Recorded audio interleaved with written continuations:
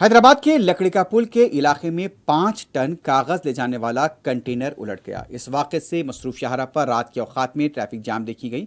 बताया गया है कि तवाज़ुन खोने की तरफ से और लोड ज़्यादा होने की वजह से ये कंटेनर वहां पर उलट गया। इसके साथ ही वहां पर ट्रैफिक को बंद कर दिया गया और बाज़ मकामात पर ट्रैफिक जाम देखी गई। काफ़ी मशक्क़त के बाद इस कंटेनर को वहां से रात में हटाया गया।